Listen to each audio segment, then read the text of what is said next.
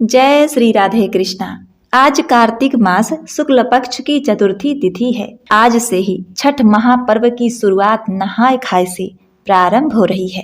तो अब आइए सुनते हैं कार्तिक मास महात्म्य के 20वें अध्याय की कथा। आपसे निवेदन है कि कथा सुनने से पहले कमेंट बॉक्स में श्री गणेश भगवान तुलसी माता की जय हो जरूर लिखें और चैनल को सब्सक्राइब करके वीडियो को अधिक से अधिक शेयर करें।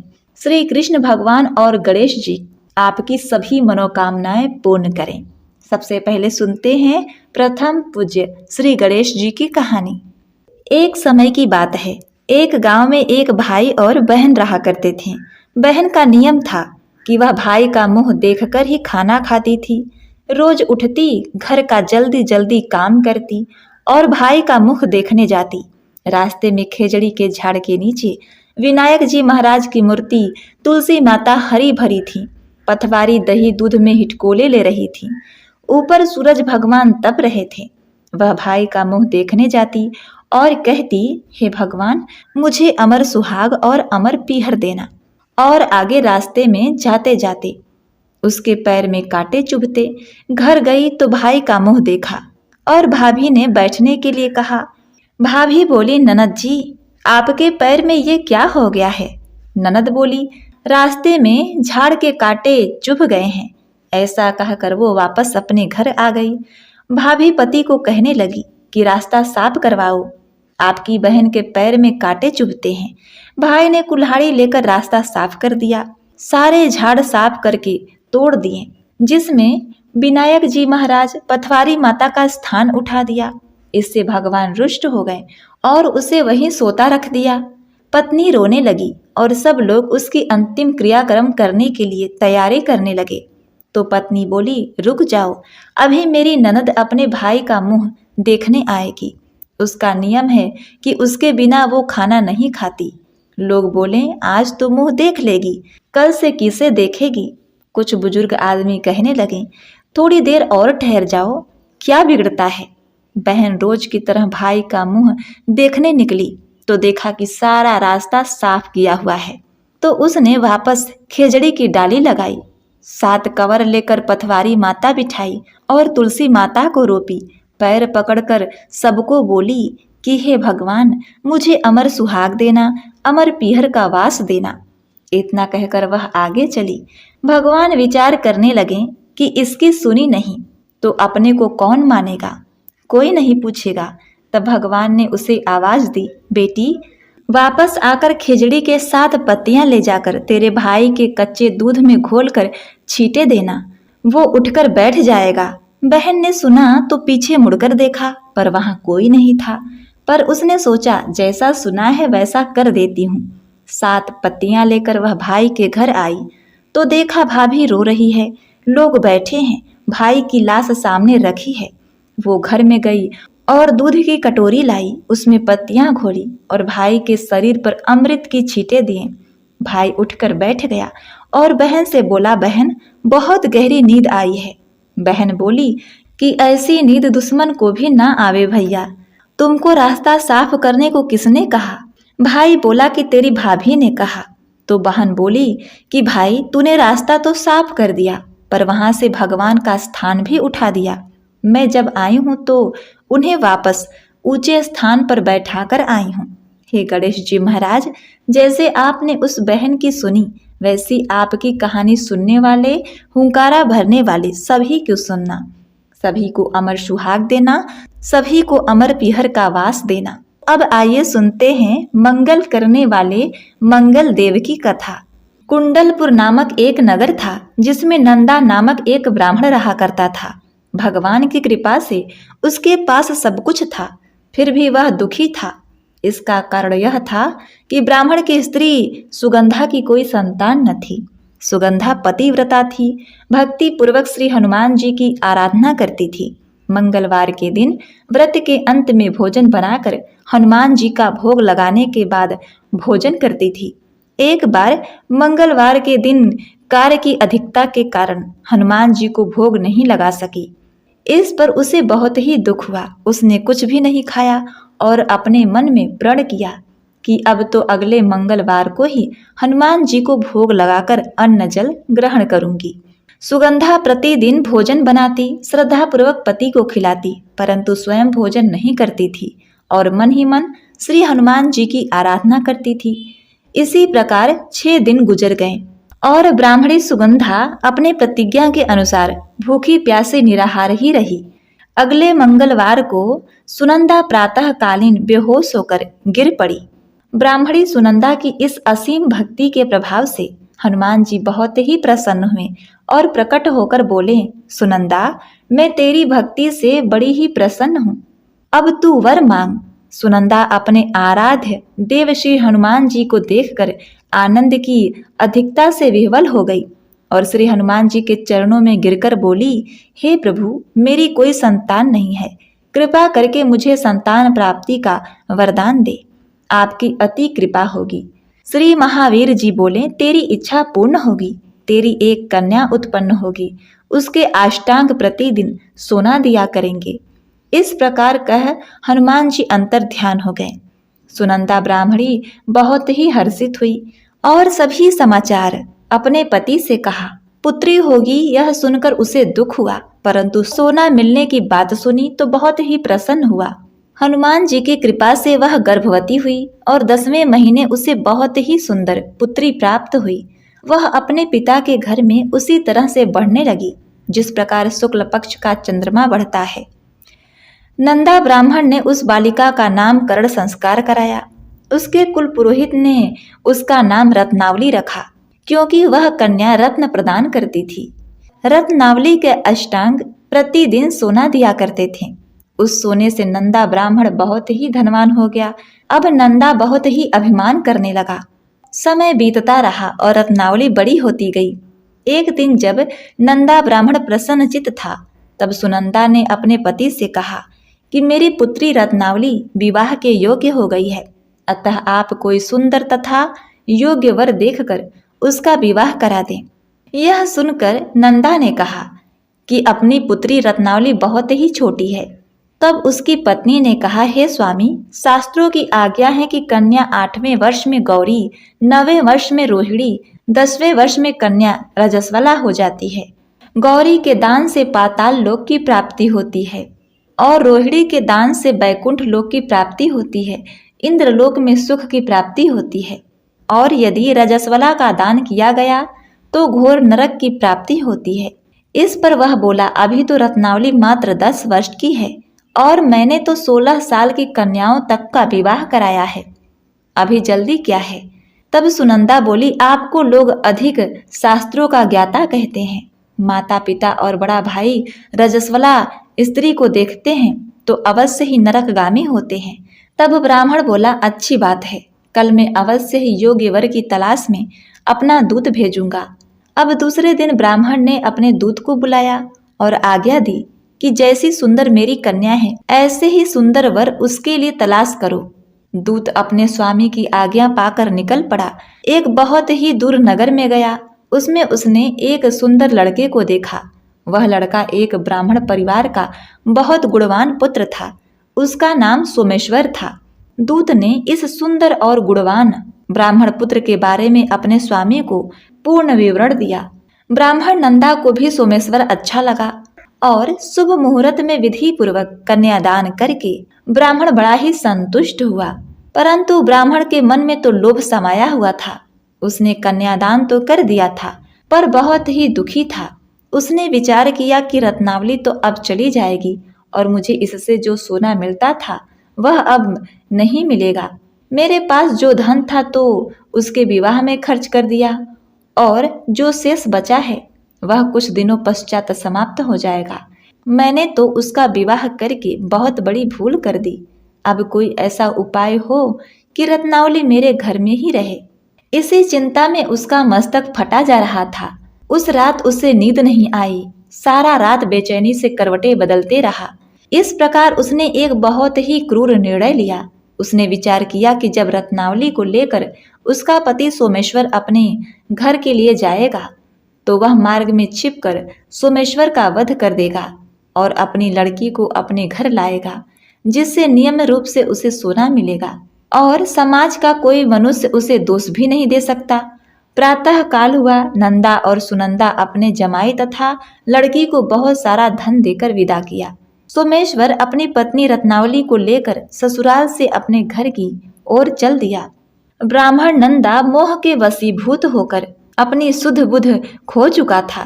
उसने एक बड़ा ही भयानक निर्णय लिया। उसे अंजाम देने के लिए उसने अपने दूत को मार्ग में अपने जमाई का वध करने के लिए भेज दिया, ताकि रत्नावली से प्राप्त होने वाला सोना उसे हमेशा मिलता रहे और वह कभी निर्धन न हो। ब्राह्मण के दूत ने अपने स्वामी की आज्ञा पालन करते हुए उसके जमाई सोमेश्वर को मार्ग में ही बंदी बना लिया। समाचार प्राप्त कर ब्राह्मण नंदा मार्ग में पहुंचा और रुदन करती हुई अपनी पुत्री रत्नावली से बोला, हे पुत्री, मार्ग में लुटेरों ने तेरे पति का वध कर दिया है। भगवान की इच्छा के आगे किसी का कोई वश नहीं चलता। अब तू घर चल, वहां पर ही रहकर शेष जीवन व्यतीत करना। जो भाग्य में लिखा है वही होगा। अपने पति की अकाल मृत्यु से रत्नावली बहुत ही दुखी हुई। करुण क्रंदन वंदन करते हुए अपने पिता से बोली, हे पिताजी, इस संसार में जिस स्त्री का पति नहीं है उसका जीना व्यर्थ है। मैं अपने पति के साथ ही अपने शरीर को जला दूंगी और अपने इस जन्म को माता पिता के नाम को तथा सास ससुर के यश को सार्थक करूंगी। नंदा ब्राह्मण अपनी पुत्री के वचनों को सुनकर बड़ा ही दुखी हुआ और विचार करने लगा, मैंने अपने जमाई का वध करा के बहुत बड़ा अपराध किया है। रत्नावली तो उसके पीछे अपने प्राण तक देने को तैयार हो गई है। मेरा तो दोनों तरफ से मरण हो गया। धन तो मिलेगा नहीं, जमाई वध के पाप फलस्वरूप यह यातना भी भुगतनी पड़ेगी। यह सोचकर वह बहुत ही दुखी हुआ। दामाद की चिता बनाई गई। रत्नावली अपनी इच्छा से अपने पति का सिर अपनी गोद में रखकर चिता में बैठ गई। जैसे ही सोमेश्वर की चिता को अग्नि लगा दी गई, तब तक मंगल देव वहां पर प्रकट हो गए और बोले, हे रत्नावली, मैं तेरे पति भक्ति से बहुत ही प्रसन्न हूँ, तू वरदान मांग। रत्नावली बोली, हे प्रभु, मुझे अपने पति का जीवन दान चाहिए। रत्नावली ने अपने पति का जीवन दान मांगा।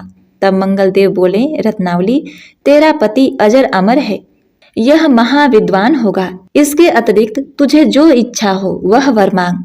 तब रत्नावली बोली, हे ग्रहों के स्वामी, यदि आप मुझ पर प्रसन्न हैं तो मुझे यह वर दीजिए कि जो भी मनुष्य मंगलवार के दिन प्रातः काल लाल पुष्प लाल चंदन से आपका पूजा करके आरती उतारे उसका कभी अनिष्ट न हो, स्वजनों का कभी वियोग न हो, शत्रुओं का भय न हो।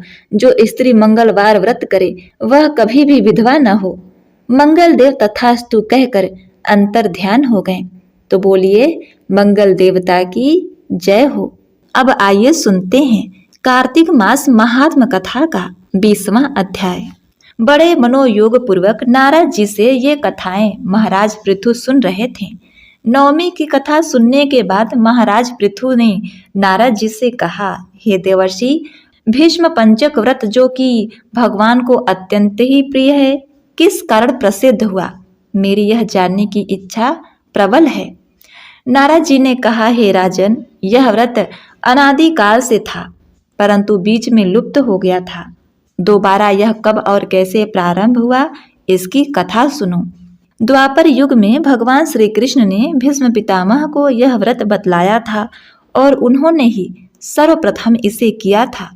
इसी प्रकार यह व्रत भीष्म पंचक के नाम से प्रसिद्ध हुआ। हे राजा पृथु, महाभारत युद्ध से पहले पांडवों की ओर से जब भगवान श्री कृष्ण कौरवों को समझाने के लिए गए, तब सर्वप्रथम वह विदुर जी के पास पहुंचे। विदुर जी ने उनका अत्यंत ही आदर सत्कार किया। तत्पश्चात कृष्ण जी भीष्म जी के पास गए। वहां जाकर कुशल क्षेम के बाद श्री कृष्ण जी ने अपने आने का संपूर्ण वृत्तांत भीष्म जी को सुनाया। तब भीष्म जी कहने लगे, हे भगवान, तीनों लोकों के स्वामी होते हुए भी आप केवल पांडवों की ओर से ही दूत बनकर क्यों आए हैं, तथा पांडवों के प्रति आपका इतना प्रेम होने का क्या कारण है? तीनों लोग आपके वश में हैं, तब पांडवों ने ऐसा कौन सा व्रत, तप, दान, पुण्य या यज्ञ किया है, अथवा उसके पास ऐसा क्या वशीकरण है जिसके कारण आप उसके वश में हो गए हैं। भगवान श्री कृष्ण ने मुस्कुराते हुए उत्तर दिया, हे गंगा पुत्र, यद्यपि यह रहस्य अत्यंत ही गुप्त है, तथापि मैं इसे तुमसे कहता हूँ। पूर्व जन्म में उन 5 भाइयों ने एक ऐसा व्रत किया था जो मुझको अत्यंत ही प्रिय है। इसी कारण मैं उनके वशीभूत हूँ। अब तुम उस व्रत का वृत्तांत सुनो। अत्यंत प्राचीन काल में उज्जैन नामक नगरी में कवि, सूचि, दृढ़, दंत तथा हंस नामक 5 ब्राह्मण रहा करते थे। वे सभी वेदों के ज्ञाता, युवा, रूपवान तथा गंधर्व विद्या में अत्यंत ही निपुण थे। वे सभी दिशाओं में भ्रमण करके अपनी गान विद्या द्वारा पर्याप्त धन प्राप्त किया करते थे। एक बार वे मथुरा नगरी में सुवीर नामक राजा के दरबार में पहुंचे। संगीत कला में निपुण होने के कारण उन्होंने राज्यसभा में इसका प्रदर्शन करने की इच्छा प्रकट की। वे 4 दिन उपवास तथा परम पवित्र यमुना जी में स्नान करते रहे। फिर उन्होंने किसी से राज्य का संपूर्ण वृत्तांत पूछा। उसने बताया कि राजा की कादम्बरी नामक अत्यंत सुंदर भोग पत्नी है। वह संगीत विद्या में निपुण, मधुर कंठी, नृत्य में अत्यंत ही प्रवीण, रूप, लावण्य तथा यौवन में अद्वितीय है। वह प्रतिदिन राजा के सम्मुख एकांत में नृत्य तथा गायन करती रहती है। यह सुनकर वे 5 एक ऐसे स्थान पर जाकर खड़े हो गए जहां कादम्बरी के नृत्य तथा ताल के स्वर सुनाई देने लगे। इसके बाद राजा के पास आने जाने वालों से कहने लगे, बड़े दुख की बात है कि आपके राजा के पास नृत्य कला जानने वाला कोई भी नहीं है। बीड़ा में तार बराबर नहीं है, 2-4 तार ढीले हैं तथा बाजे की धुन के अनुसार नृत्य भी शुद्ध नहीं है। यह बात किसी ने राजा के पास जाकर कहा। राजा ने कहा, कादम्बरी का नृत्य हो रहा था। वहां उन 5 को बुलाया। वहां पहुंचकर उन्होंने राजा को आशीर्वाद दिया और राजा के निकट बैठ गए। कादम्बरी ने उनको संगीत विद्या में अत्यंत निपुण समझकर अपना विशिष्ट नृत्य किया। जब उसके चक्र में ताल दिया तो उस ब्राह्मण ने सबको रोका। उसने चक्र छोड़कर ताल दिया, मगर चक्र खंडित नहीं हुआ। कादम्बरी के इस गुण और उसकी रूप माधुरी को देखकर 5 उस पर मोहित हो गए। कादम्बरी भी उन 5 को देखकर उन पर मोहित हो गई। उसने रात्रि के समय गुप्त रूप से अपनी एक सहेली के हाथ उन 5 को संदेश भेजा कि तुम में से एक प्रतिदिन नगरी के उत्तर की ओर यमुना नदी के तट के अनंत नामक तीर्थ में मेरे साथ आकर अपनी अपनी विद्या तथा गुण का प्रदर्शन करो। उस समय मैं भी बीड़ा तथा राग का कौशल दिखाऊंगी। आगे की कथा सुनाते हुए भगवान ने कहा, एक ब्रह्मचारी जो मेरा भक्त था, दुष्ट संगति से बचने के लिए गांव से अत्यंत दूर रहता था। उन दिनों वह भीष्म पंचक व्रत करके देवालय में मेरा भजन किया करता रहता था। कार्तिक शुक्ला एकादशी के दिन उन संगीतज्ञ ब्राह्मणों में से कवि नाम का एक बड़ा भाई भी उस देवालय में आया। कादम्बरी भी वहां पर पहुंच गई। वहां मेरे भक्त ने जिस प्रकार पूजन किया, कवि, मानव, ब्राह्मण ने भी वैसा ही किया। उसके बाद बीड़ा लेकर गायन प्रारंभ किया। मेरा भक्त क्योंकि अपने मन पर विजय प्राप्त कर चुका था, इस कारण गायन सुनकर उसे क्रोध नहीं आया। कादम्बरी और कवि समस्त रात्रि गायन और नृत्य करते रहे। प्रातःकाल ब्रह्मचारी भक्त को गोबर का आचमन करते देख कवि ने भी ऐसा ही किया। इसके बाद कादम्बरी अपने महल में चली गई। ब्रह्मचारी की संगति और रात्रि जागरण के कारण कवि के समस्त पाप दूर हो गए। अतः द्वादशी के दिन वह अपना समस्त द्रव्य दान करके विरक्त हो गया। दूसरे दिन सूची आया। उसने भी रात्रि भर कादम्बरी के साथ नृत्य व गायन किया और ब्रह्मचारी की भक्ति पूजन करके गोमूत्र का आचमन किया। प्रातःकाल होते ही वह भी अपना संपूर्ण धन दान करके सन्यासी हो गया। उसने निश्चय किया कि जिस प्रकार कादम्बरी के नित्य गायन व रूप को देखकर ब्रह्मा जी का मन चलायमान नहीं हुआ, उसी प्रकार मुझे भी मन को वश में करना चाहिए। तीसरे दिन त्रयोदशी को दृढ़ नाम का भाई कादम्बरी से मिलने आया और समस्त रात्रि नृत्य व गायन करने के बाद ब्रह्मचारी की भांति उसने भी पूजा की और गोदुग्ध का आचमन किया। दोनों भाइयों के समान वह भी विरक्त होकर सन्यासी बन गया।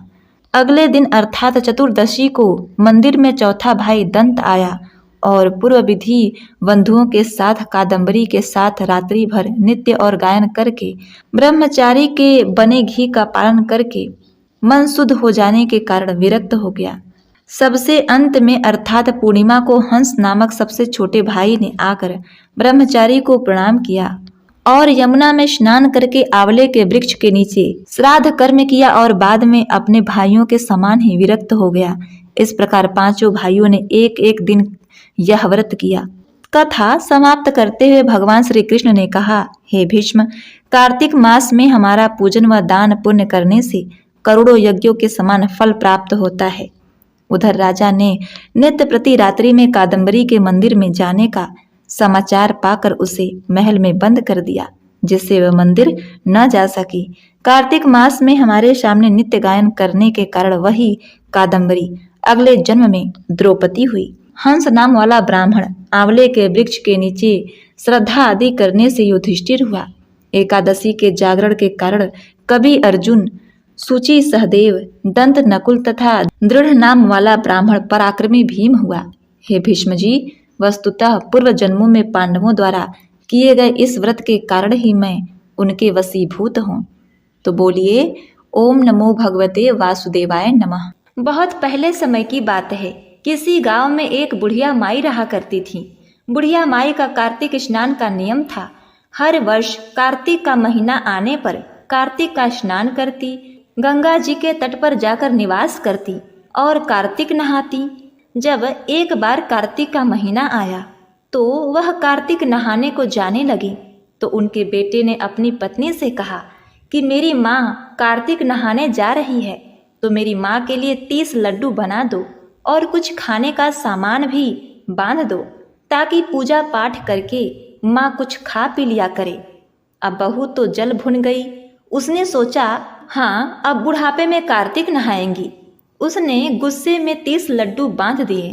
बूढ़ी माँ कार्तिक नहाने गंगा जी के तट पर चली गई। नदी किनारे कुटिया बनाकर रहने लगी। बुढ़िया माई नित्य नियम से रोज सुबह नहा धोकर पूजा पाठ करती, तुलसी जी को जल चढ़ाती और जब भी लड्डू खाने को बैठती तब हनुमान जी बंदर के रूप में उनके सामने आ जाते और बुढ़िया माई खुश होकर बंदर को लड्डू खिला देती। इस तरह हनुमान जी रोज आकर बुढ़िया माई के लड्डू खा जाते थे। बुढ़िया माई सोचती कि 30 लड्डू है, रोज का एक ही है, अब कोई बात नहीं, मुझे लड्डू नहीं मिलेगा तो कोई बात नहीं, उपवास कर लूँगी। और इस तरह करते करते उनके पूरे महीने के उपवास हो गए। कार्तिक का महीना समाप्त हुआ तो हनुमान जी प्रकट हुए और बुढ़िया माई को खूब आशीर्वाद दिया। बुढ़िया माई की कुटिया तो महल बन गई। उनके महल में अन्न धन के भंडार भर गए। बुढ़िया माई की काया भी कंचन सी हो गई। अब बुढ़िया माई का बेटा जब उन्हें लेने के लिए आया तो देखा कि मेरी माँ तो बहुत धनवान हो गई है। बहुत धूमधाम से वह अपनी माँ को लेकर गाजे बाजे के साथ, धन दौलत को साथ लेकर माँ के साथ घर आया। जब वह घर आया तो बहू ने देखा कि कार्तिक नहाने का इतना फल है तो सोचने लगी कि अगला कार्तिक आएगा तो मैं भी अपनी माँ को कार्तिक नहलाऊंगी। अगला साल आया, कार्तिक का महीना भी आया तो उसने अपनी माँ से कहा, माँ, इस बार तुम्हें कार्तिक का स्नान करना है। उसने खूब सारा घी मेवा डालकर लड्डू बनाए और अपनी माँ को 30 लड्डू बांध कर दिए। बहुत सारा खाने पीने का सामान भी दे दिया। अब उसकी माँ भी उसके कहने के अनुसार कार्तिक नहाने गंगा जी के तट पर जाकर रहने लगी। रोज सुबह सुबह उठती और खाने पीने बैठ जाती। अब हनुमान जी उसकी परीक्षा लेने के लिए भी बंदर बनकर उसके पास आते तो वह बंदर को पत्थर मार देती और कहती कि इतने से खाने में मेरा पेट नहीं भरता, तुम्हें कहाँ से दूं। बहू की माँ दिन भर खाना खाती, सोती, पूजा पाठ नहीं करती और न ही भजन कीर्तन करती। अब इस तरह करते करते कार्तिक का महीना समाप्त हो गया तो हनुमान जी प्रकट हुए और उसे खूब सारा श्राप दिया। उसकी जो कुटिया थी वह भी कचरे के ढेर में बदल गई और बहू की माँ वह बुढ़िया गधी बन गई। अब उसकी बेटी अपने पति से बोली कि कार्तिक का महीना तो समाप्त हो गया है, अब मेरी माँ को लेकर आओ, खूब धूमधाम से लेकर आना जैसे तुम अपनी माँ को लेकर आए थे। अब वो अपनी सास को लेने के लिए नदी किनारे गया। देखा तो वहाँ ना सास है ना कुटिया है। कुटिया की जगह पर कचरे का ढेर लगा है और उस ढेर पर एक गधी घूम रही है। तो उसने आस पास वालों से पूछा कि मेरी सास कहाँ है? कार्तिक का स्नान करने आई थी, वो कहाँ है? तो सब कहने लगे कि उसने कार्तिक का स्नान नहीं किया, रोज सुबह उठकर खाने पीने बैठ जाती थी और भगवान का भजन कीर्तन भी नहीं करती थी। भगवान नाराज हो गए। तुम्हारी माँ जब आई थी तो वह पूरी सच्ची श्रद्धा से कार्तिक का स्नान करती थी, पूजा पाठ करती थी, इसलिए तुम्हारी माता पर कार्तिक देवता प्रसन्न हो गए थे, उन्हें खूब आशीर्वाद दिया था। लेकिन तुम्हारी सास तो कुछ भी नहीं करती थी। उसने तो कभी कोई दान पुण्य नहीं किया, कोई पूजा पाठ नहीं किया, इसलिए कार्तिक के भगवान उससे नाराज हो गए हैं। कार्तिक के महीने में उसने अपनी बेटी के घर का अन्न खाया था, इसलिए उसे तो श्राप मिला है और वह गधी बनकर कचरे के ढेर पर घूम रही है। अपनी सास को गधी बनी देखकर वह उसे बैलगाड़ी के पीछे बांध कर ले आया। उसकी बेटी ने आकर देखा तो उसे बड़ा दुख हुआ कि मैंने क्या कर दिया, अब तो मेरे से बहुत बड़ा भारी पाप हो गया। उसने कार्तिक भगवान से क्षमा याचना की और कहा कि मैं आगे से ऐसा बिल्कुल भी नहीं करूंगी। अब कार्तिक के भगवान ने, दामोदर भगवान ने उसकी माँ को पहले जैसा कर दिया। हे कार्तिक के देवता, जैसे आपने बुढ़िया माई पर कृपा की वैसे ही सब पर करना। तो बोलिए श्री कृष्ण दामोदर भगवान की जय हो। प्रिय भक्तगणों, अब आइए सुनते हैं कार्तिक स्नान की 5वीं कथा। बहुत समय पहले की बात है। एक सेठ सेठानी थे। सेठानी तो धर्म कर्म वाली थी, पूजा पाठ करती थी, भगवान विष्णु की पूजा करती थी, कार्तिक स्नान करती थी। लेकिन सेठ जी का मन पूजा पाठ में बिल्कुल भी नहीं लगता था और उन्हें सेठानी का पूजा पाठ करना भी अच्छा नहीं लगता था। तो लोगों के कहे सुने में आकर सेठ जी ने सेठानी को घर से बाहर निकाल दिया और सेठानी बड़ी दुखी होकर चलते चलते एक जंगल में पहुंच गई।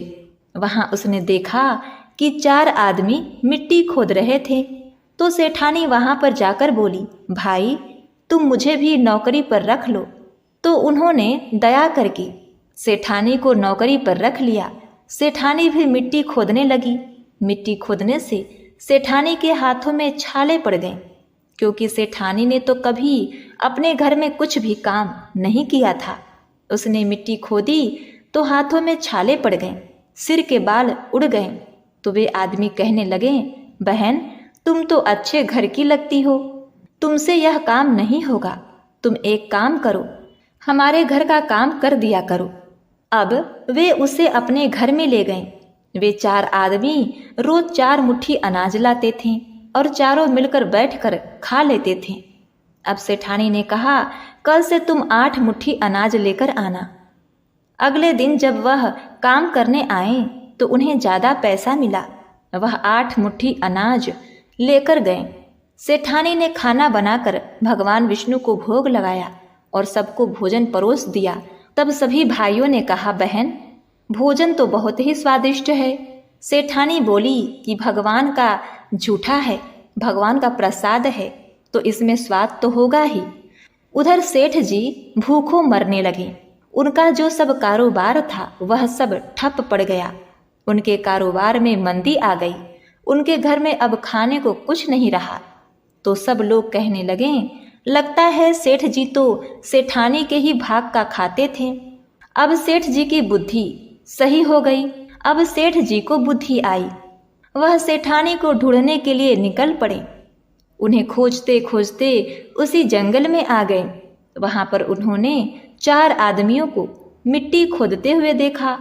तो कहने लगे, भाई मुझे भी नौकरी पर रख लो, क्योंकि सेठ जी तो कई दिनों से भूखे थे, खाने को कुछ मिला नहीं था। उन्होंने सोचा कुछ काम करूंगा, 4 पैसे मिलेंगे तो कुछ खा पी लूंगा। कहने लगे, मुझे नौकरी पर रख लो। तो वे आदमी बोले, ठीक है भाई, तू भी मिट्टी खोद ले। अब सेठ जी भी मिट्टी खोदने लगे। अब सेठ जी ने भी अपने घर में कुछ काम नहीं किया था। मिट्टी खोदी तो उनके हाथ में भी छाले पड़ गए, उनके भी सिर के बाल उड़ने लगे। तो वे आदमी बोले, भाई तुम तो अच्छे घर के लगते हो, एक काम करो, तुम हमारे घर चलो, हमारे घर का काम कर लेना। अब वे आदमी सेठ जी को भी अपने घर पर लेकर आए। वहां जाकर सेठ ने सेठानी को देखा तो पहचान लिया, लेकिन सेठानी ने सेठ को नहीं पहचाना, क्योंकि वह घूंघट में रहती थी। उसने तो चेहरा देखा ही नहीं कि कौन आया है कौन नहीं। उन्होंने सोचा कि भाई एक नए आदमी को लेकर आए हैं, मुझे तो उसके लिए भोजन बनाना है। उस दिन उसने कुछ ज़्यादा खाना बना लिया। पहले भगवान विष्णु को भोग लगाया, फिर खाना परोसने लगी। तो उन्होंने चारों आदमियों को अपने धर्म का भाई बना लिया था, तो चारों भाइयों को अपने हाथ से खाना परोस दिया। जब सेठ जी को परोसने लगी तो भगवान विष्णु ने हाथ पकड़ लिया। अब उनके जो मुंह बोले भाई थे वह कहने लगे, बहन यह क्या कर रही हो, खाना क्यों नहीं परोस रही हो। वह बोली कि मैं तो कुछ भी नहीं कर रही, भगवान विष्णु ने मेरा हाथ पकड़ रखा है। अब भाई बोला, हमें भी अपने भगवान के दर्शन करा दो। अब सेठानी ने भगवान से प्रार्थना की, तब भगवान विष्णु ने उनको दर्शन दिए। सेठ ने सेठानी से क्षमा याचना की, तब भगवान विष्णु ने उन्हें क्षमा कर दिया। भाइयों ने बहन को बहुत सारा धन देकर विदा किया। सेठ सेठानी दोनों मिलकर अब भगवान विष्णु की पूजा करने लगे। उनके घर में फिर से अन्न धन के भंडारे भर गए और फिर सेठ सेठानी मिलकर कार्तिक मास का व्रत भी करने लगे। हे विष्णु भगवान, हे तुलसी सालिग्राम भगवान, जैसे आपने सेठानी पर अपनी कृपा की वैसे ही सब पर करना, सबकी मनोकामना पूरी करना। बोलिए विष्णु भगवान की जय, श्री तुलसी सालिग्राम भगवान की जय। प्रिय भक्तगणों, अब आप श्री तुलसी माता की आरती का श्रवण करें। तुलसी महारानी नमो नमो, हरि की पटरानी नमो नमो। तुलसी महारानी नमो नमो, हरि की पटरानी नमो नमो। धन तुलसी पूरन तप कीनो, धन तुलसी पूरन तप कीनो। शालिग्राम बनी पटरानी नमो नमो। तुलसी महारानी नमो नमो, हरि की पटरानी नमो नमो। जागे पत्र मंजरी कोमल, श्रीपति कमल चरण लपटानी नमो नमो। तुलसी महारानी नमो नमो, हरि की पटरानी नमो नमो। धूप दीप नैवेद्य आरती, पुष्पन की वर्षा बरसानी नमो नमो। तुलसी महारानी नमो नमो, हरि की पटरानी नमो नमो। 56 भोगवती सो व्यंजन, बिन तुलसी हरि एक न मानी नमो नमो। तुलसी महारानी नमो नमो, हरि की पटरानी नमो नमो। सब सखी मैया तेरो यस गावे, भक्ति दान दीजै महारानी नमो नमो। तुलसी महारानी नमो नमो, हरि की पटरानी नमो नमो। नमो नमो तुलसी महारानी नमो नमो।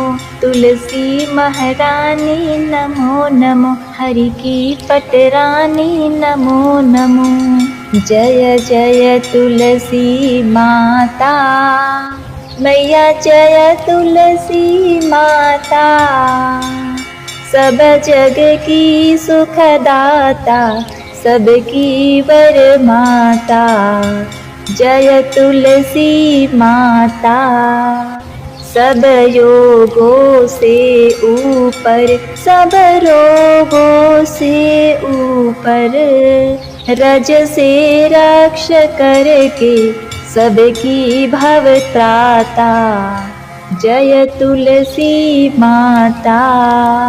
बटु पुत्री है श्यामा, सुरबली ग्रामा। विष्णु प्रिया जो नर तुमको सेवे सो नर तर जाता। जय तुलसी माता। हरि के शीश विराजत त्रिभुवन से हो वंदित। पतित जनों की तारिणी तुम हो विख्याता। जय तुलसी माता। लेकर जन्म विजन में आई दिव्य भवन में। मानव लोक तुम्हीं से सुख संपत्ति पाता। जय तुलसी माता। हरि को तुम अति प्यारी श्याम वर्ण सुकुमारी। प्रेम अजब है उनका तुमसे कैसा नाता। जय तुलसी माता। हमारी विपत्ति हरो तुम कृपा करो माता। जय तुलसी माता। जय जय तुलसी माता। मैया जय तुलसी माता। सब जग की सुखदाता सबकी वर माता। मैया जय तुलसी माता। प्रेम से बोलिए तुलसी मैया की जय। ओम नमो भगवते वासुदेवाय नमः।